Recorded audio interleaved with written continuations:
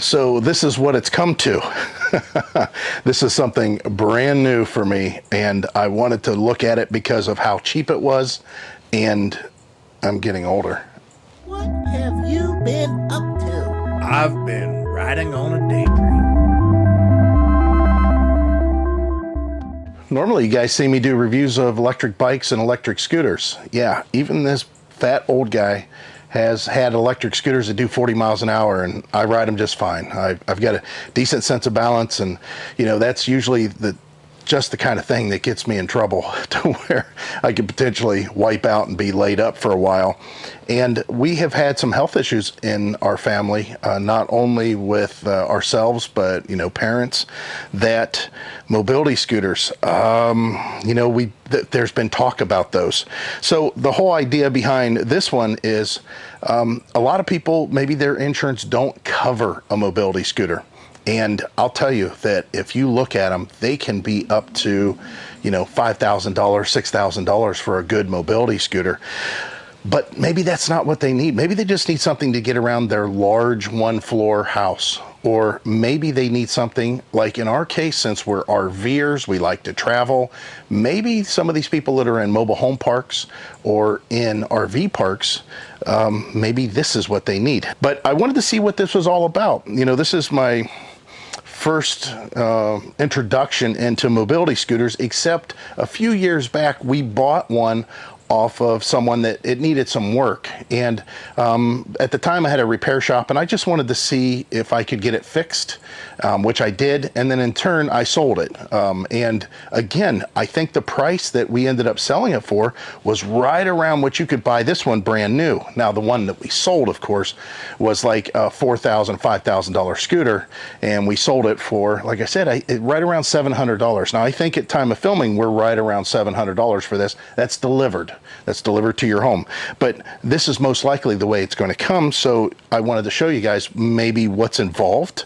And again, heavy box, this is the size. Now, just for reference, whenever we start testing this out on some level, I am 6 foot tall and I weigh 289 pounds. So that's a decent amount of weight. Now, this is rated for 330 pounds, and it says that as far as the leg room and the seat and everything, it's pretty much geared to somebody that's up to 6'2" tall.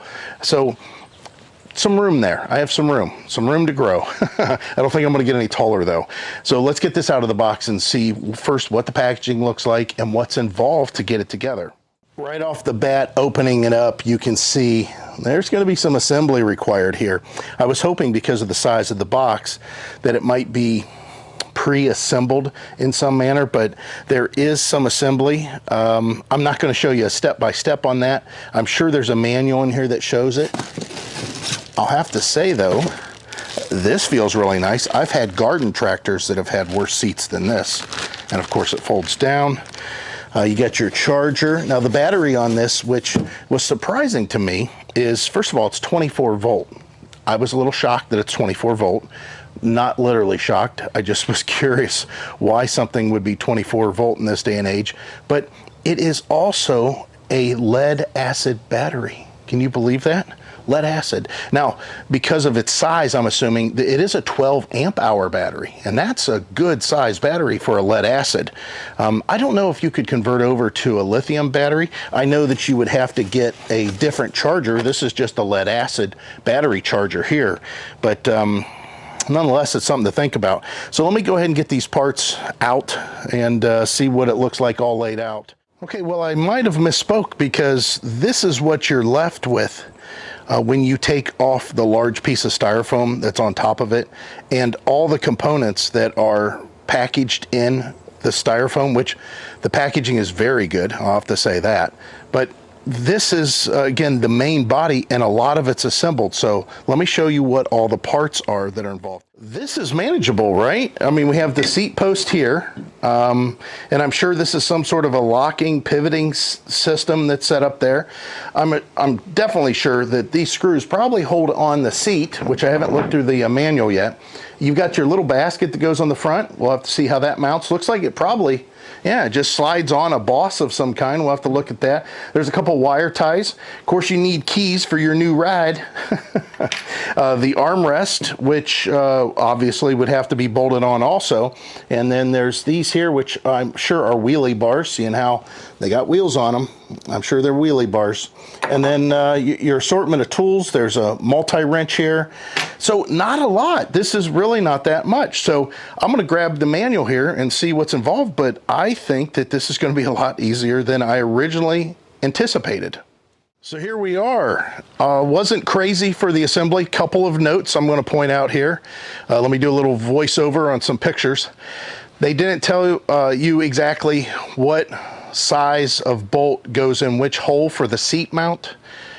Being a mechanic, I can figure this stuff out.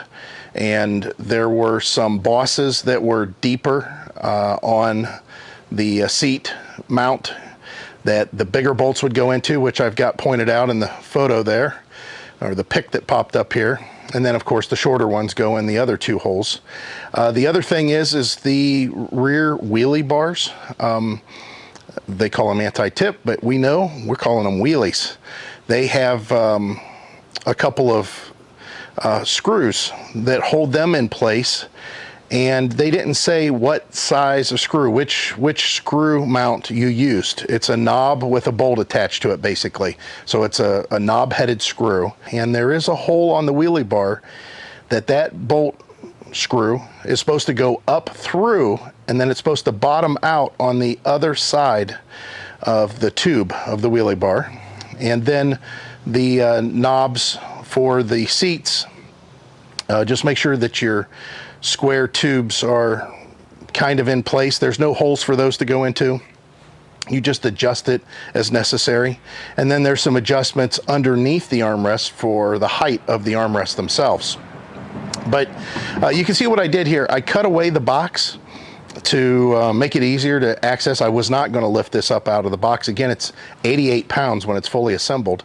The battery, however, is relatively light, and they give you a handle for it, and it just snaps down on top of the terminal that makes the connection. So that was easy. And yeah, I'm kind of shocked by a couple of things as far as the size. Again, I'm 6 foot tall and I'm 289 pounds. I don't have this out as far as I could, but you just lift the armrest and climb on board. Put your armrest down, and now you can tell everybody at Walmart, get out of your way. I kind of like that. The controls, those are self-explanatory in the manual. You have one for forward, one for reverse. That reverse could also be done with the same controller. You just have to bump it up with your finger. So you can either trigger with your finger or bump it with your finger. You don't have to go to the other one necessarily. The speed control is pretty simple. Again, everything's pretty self-explanatory. I do like the idea that if you just want to run into the store for a short bit, you can just pop your basket off. They give you a handle, go in and get your groceries, your pills, whatever, and then come on back out. So if you have some sort of a ramp system, I mean, this would be pretty ideal. Now, you can see, again, I'm 6 foot tall, and my feet are up on the foot pads. My feet are pretty much over. They would be more comfortable out here, obviously. But, I mean, I could put them back here if I need to. And this isn't one of those that you take and run all day long. I mean, you're only talking maybe 12 miles that you're going to get out of this. It's a 24 volt, 12 hour, amp hour battery, and the motor's only 250 watts. So that motor's not using a lot of wattage. However, it is limited still, based on the fact that this is kind of like again, maybe in the RV park, maybe in the mobile home park, you could take it to the store.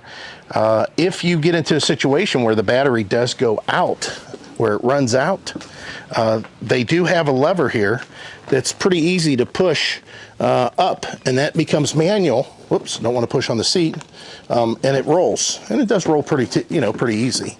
However, once you want to go to electric, you flip the lever back. So it's kind of nice that they made it to where it's relatively portable. So whenever you put the seat on, make sure that you have the lever, the adjustment lever. And oh, that's something else too. I wanted to show you this. For you people who are like, I don't know if I can squeeze in there. You can. You don't have to though. They do have a lever here that you just pivot out. So it locks in place. That lever also, if you pull it all the way, will allow you to just to lift the seat off. If you want to leave the seat on, you're transporting it, the seat will go down. There's a couple of knobs that hold the armrest, the same ones that you assembled it with. Loosen the knobs and just slide the armrest out, and then you can lay them off to the side. And then of course this will fold down. It's just one big knob and it folds down. However, I would probably remove the seat altogether. That would probably be the easiest way, I think. And all you got to do again is just reach down and grab this lever, and that's it. And now this folds down and you've got pretty much all the room that you need. Again, when you're assembling it back, just make sure you get your posts lined up. And before you slam the seat down, lift the lever all the way up to allow it to clear the adjustments. And that's it. So let's see what my big butt looks like riding this thing around. All right, so I turned the key on. I've got the light on. You can turn the light off, obviously, right here. You don't have to have it on. The horn, if you want to call it a horn. When you're reversing, I wonder if it beeps. First of all, I'm going to turn the speed all the way down. Yeah. It beeps when you're going in reverse. Again, you don't have to use this trigger to reverse it if you don't want to. You can use this one. But yeah, the speed's okay. That's the slowest speed. Let's go ahead and go forward. Oh my. I'm doing all my shopping from now on with this. I think people will get upset though, because I could lift this in and out of my vehicle, even though it's 88 pounds, then I would look dumb having to carry it or ride it around inside the store. So this is the slowest speed that you can get it to travel. The turning radius, it's not the best, but it has to be limited so you don't roll this thing. Handles, bumps, okay. These are solid tires though. Now it says it's good for the lawn. It's not good for dirt, mud, stuff like that. And again, you can see the turning radius. It took me quite a bit. And again, that's for safety. I don't have a problem with that because I don't want this thing to go so far that it's trying to get me to flop out. All right, let's go ahead and get a little dangerous. Put it all the way up. Okay, this thing goes. And here's the thing, it don't have a brake. You let go of the release and the motor will do the braking. And wow, I didn't think it was going to go that fast.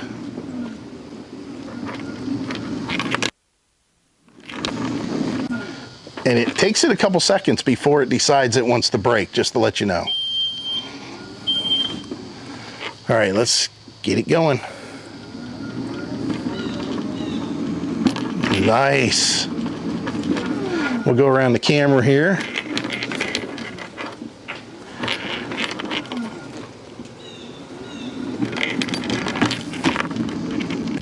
Now the noise, the extra key still connected to the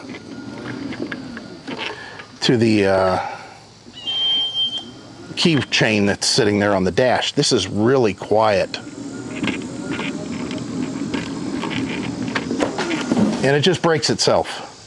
So that's pretty good. Now the voltage on this, it's real hard to read the screen. It says 25.3 and it says it's in the green, but there's still 2 bars left. Now what you got to do is plug in the battery charger and leave this thing for some time to charge because it is only a 2 amp charger. Okay, you can adjust the speed when you're full, when you've got the throttle on, which is good.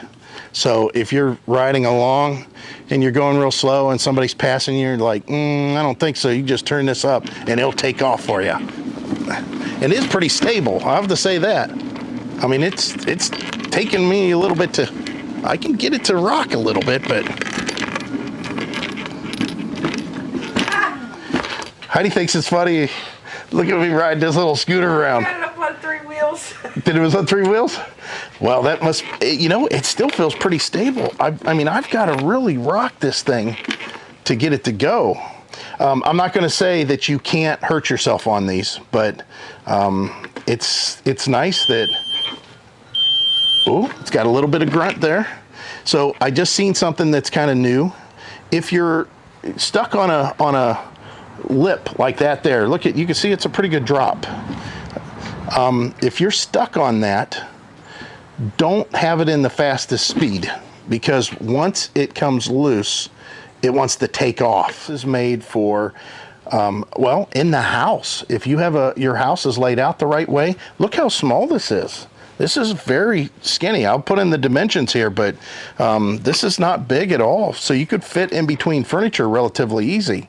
That makes it a little bit nicer. But again, the problem that we have with a lot of these scooters, if you guys don't know, if you've never looked, they're expensive. They're very expensive.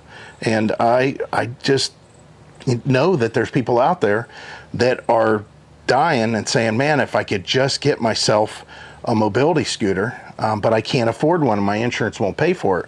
Well, here you go. This will get you around. It's pretty safe. You can see I had that running pretty hard there, and I was turning it as far as the turning radius would allow, and it was still holding pretty steady. I didn't feel at any point in time that I was going to tip, hence the reason that I was going so fast around those corners. So yeah, not a bad system. So I'm going to put a link down in the description for this. Click the link. It'll take you to this unit and see if it's something that you could do. I don't know if I have a discount code, but check it out. I kind of like it.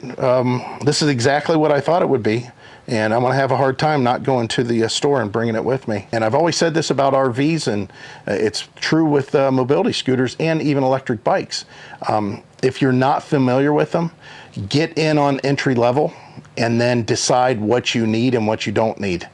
So this one, you may get it and decide, you know, I like it. I want something that's a little smoother, or goes a little further, or goes a little faster, or is easier to get on and off, or is a little taller, is a little shorter, whatever. But you have to start somewhere, so you might as well do it on the cheap. Thanks a lot, guys, and as always, we hope to see you out there. Bye.